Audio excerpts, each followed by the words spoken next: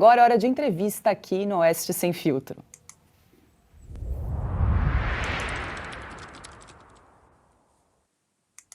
E nós vamos conversar com o economista Alan Gani para comentar esse estouro no teto de gastos promovido por Lula e pelo PT. Boa noite, Alan. Você nos ouve bem? Acho que o seu microfone está fechado. Agora sim. É o famoso. Ouço muito bem. Boa noite, Paula. Muito obrigado aí pelo convite. Um prazer falar com todos vocês. Nós que agradecemos aqui a participação no programa Oeste Sem Filtro.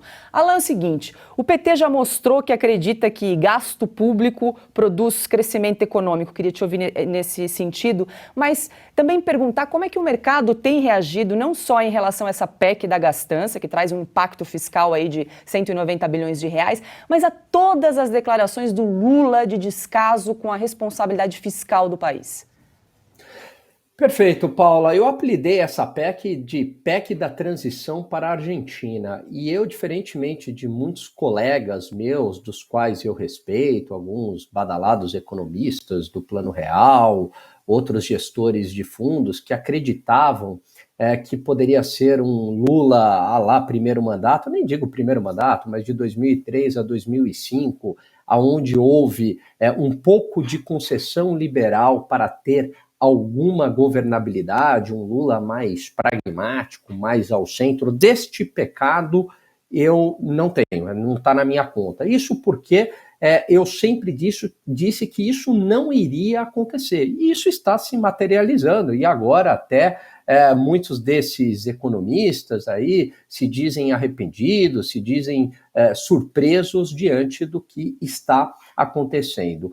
Da mesma forma, essa fórmula, a gente já viu ela no passado. Essa fórmula onde um banco estatal passa a ter bastante protagonismo, subsidiando taxas de juros abaixo do mercado. A indicação do mercadante para o BNDES mostra essa sinalização e, principalmente, a farra do gasto público, né? Quer dizer, o gasto público desenfreado, que começou, Paula, já no segundo mandato do Lula. Só não aparecia, por quê? Porque a conjuntura internacional era muito favorável. Então, de tal maneira que a arrecadação também subia, mas ali já tinham indicativos de que tinha uma deterioração fiscal. O gasto subia muito mais do que a arrecadação. E no governo Dilma a gente já sabe todo o final da história.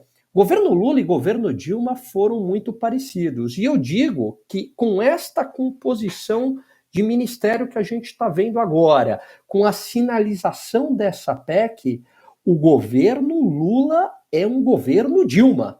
É a mesma fórmula da farra do gasto público tentando gerar crescimento econômico.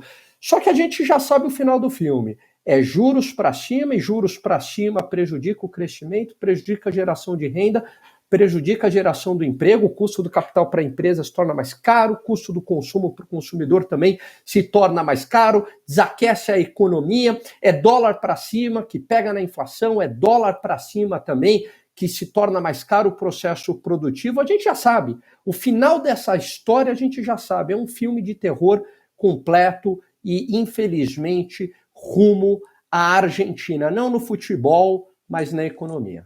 Estamos conversando com o economista Alan Gani. A pergunta agora é de Guilherme Fiuza. Pois é, salve Alan Gani, obrigado pela entrevista, boa noite. Só para os que ainda não entenderam o ponto, né, que eu tenho procurado trazer. Isso aí é a volta à cena do crime, né, uma expressão, né, que foi retirada de uma declaração do vice-presidente eleito, entre muitas aspas, e todos sabem, todo bom entendedor sabe, que isso é a volta à cena do crime, né, com todos os ingredientes absolutamente conhecidos e consagrados no sentido mais miserável da história brasileira. Então, é claro que discutir políticas públicas, PEC da gastança, etc., isso tudo está prejudicado por um governo que, se o Tribunal Eleitoral, a autoridade eleitoral, não prestar contas ao público sobre as irregularidades apontadas na eleição, é um governo ilegítimo. Então, o meu ponto para os que ainda não entenderam é o seguinte: este governo que é ilegítimo se a autoridade eleitoral não explicar os problemas da eleição, ele assume em pouco mais de uma semana. Então, o meu ponto hoje é esse. Se esse governo é ilegítimo, ele não quer assumir. E aí eu passo aí para o comentário do Alan. Não, Fiuza, foi todo um processo eleitoral bastante conturbado, né? Uma falência da nossa democracia, uma falência institucional. A partir do momento que já houve uma censura seletiva, né, ou uma inibição temporária, para usar as palavras da ministra Carmen Lúcia, já é um processo eleitoral muito questionável, né? E aí a gente percebe, trazendo aqui para a economia, que essa falência institucional ela também cobra o seu preço. Por quê? Porque muita gente não faz essa ligação, achando que são coisas dissociadas, né? A liberdade de expressão, que foi completamente massacrada durante as eleições, todos nós aqui sofremos algum tipo de censura, da liberdade econômica. E não existe liberdade econômica e prosperidade econômica sem essa liberdade de expressão, sem a liberdade política. Então, muita gente acha que é uma discussão secundário, né? Não dou bola aqui para a liberdade de expressão, vou tocar minha vida, é só ficar quieto. Não, você vai ser atingido também. E você vai ser atingido porque esses conceitos eles estão interligados. Começa com a falta de liberdade de expressão, que termina com a falta de liberdade econômica. Então,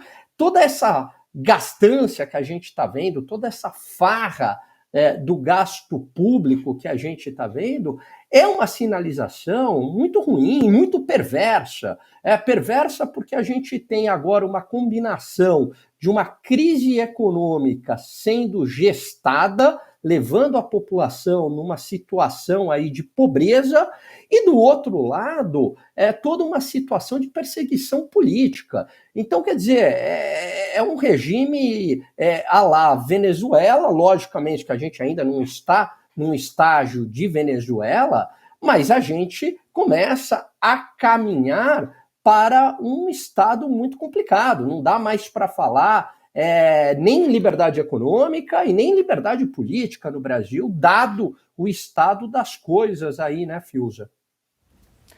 A gente está conversando com o economista Alan Gani, agora a Ana Paula Henkel faz a pergunta.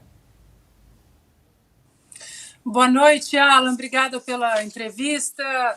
Alan, essa gente aí que você muito bem colocou, né, que persegue a liberdade de expressão, liberdade de imprensa, a liberdade de poder debater, né? Você pode discordar de como você acha melhor alguns programas sociais ou a economia. Essa gente costuma embalar ações perigosas, ações políticas governamentais em embalagens bonitas, né? A justiça social, né? República Democrática da Coreia do Norte, aquelas coisas assim. E eu tenho prestado atenção, você como economista é perfeito para responder isso, eu tenho prestado atenção que estão tentando embalar a teoria monetária moderna como uma coisa bonita, o famoso MMT aqui no Brasil, aqui nos Estados Unidos, que nós aqui 2 anos na frente do Brasil já estamos pagando caro por essa teoria monetária moderna. Eu queria que você explicasse para a nossa audiência o que é essa teoria e o que isso significa para o futuro de um país. Boa pergunta, Ana Paula, prazer falar contigo. Olha, estão tentando reinventar a roda, né? Com fórmulas absurdas. Então, quando eu fiz o meu curso de economia em 2002, lá na FEA USP, eu estudei no livro-texto, e a evidência internacional e empírica mostra isso, que se você colocar dinheiro acima do que a economia consegue absorver, se você imprimir dinheiro, tá? Você gera um processo inflacionário. Quer dizer, o dinheiro ele é uma consequência do processo produtivo. Se eu for com o dinheiro lá numa ilha deserta, o dinheiro não vale nada, não tem produção de bens e serviços. O dinheiro só é uma forma da gente trocar produção, bens, serviços e trabalho. Isso posto, essa teoria moderna diz o seguinte: vamos agora imprimir dinheiro. De que maneira? Os bancos centrais mundo afora, eles passam a comprar os ativos, então eles compram e pagam o mercado imprimindo dinheiro, vão colocando dinheiro, que isso vai gerar um crescimento econômico. Mas a gente viu já esse final da história, o que está acontecendo nos Estados Unidos, onde você está, né, Ana, com a inflação à lá Brasil de Dilma. Né? Então, o Banco Central resolveu despejar um caminhão de dinheiro nos mercados que não está condizente com a quantidade de bens e serviços, com o que a economia consegue absorver. E, evidentemente, que isso foi para a inflação. Então, me causa muita preocupação, porque em todas as esferas, tudo aquilo que foi dado certo, a gente está jogando no lixo. A responsabilidade fiscal a gente joga no lixo.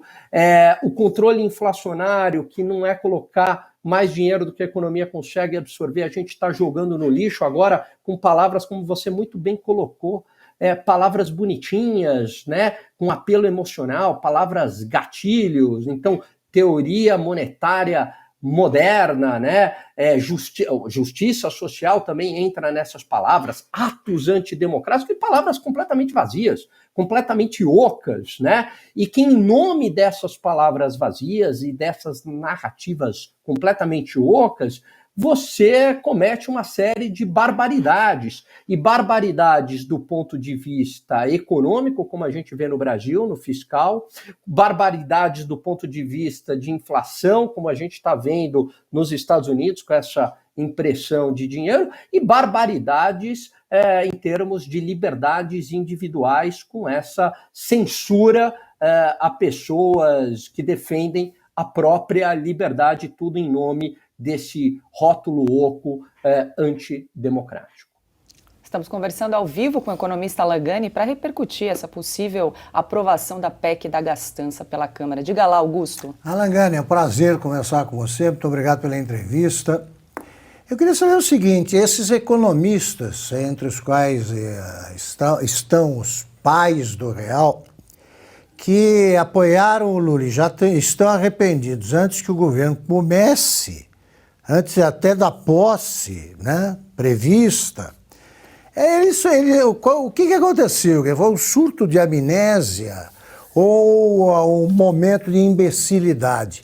Porque é sabido que o único projeto do PT é o projeto criminoso de poder, né?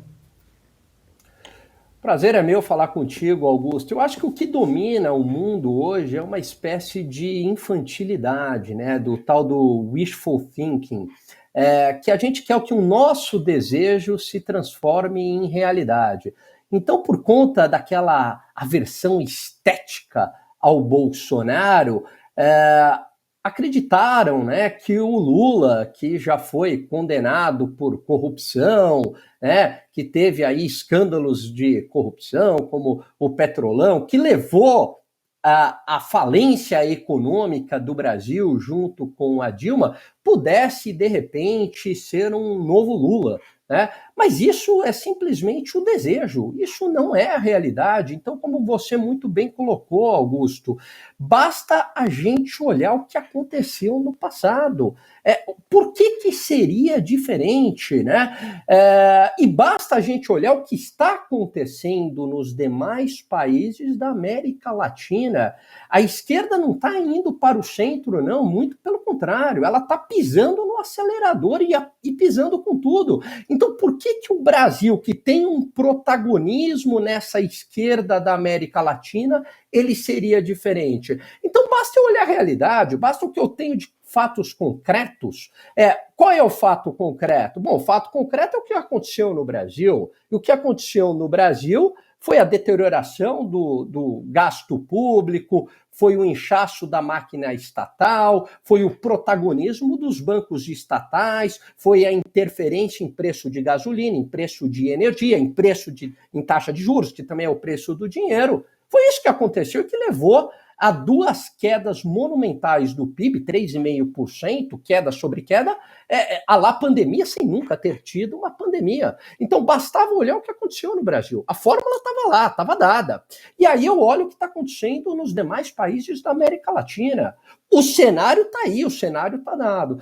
Mas no mundo adulto, enxergar a realidade dói, né? Você tem que falar, puxa, essa aqui é a realidade. E aí eu entro naquele estado de negação, como gostam de falar, dissonância cognitiva, né? Que para não entrar em contato com a realidade e ter aquele desconforto cerebral, eu começo a negá-la da maneira mais fantasiosa possível. Eu acho que esses economistas, dos quais muitos deles eu respeito bastante, eles entraram num estágio de dissonância cognitiva.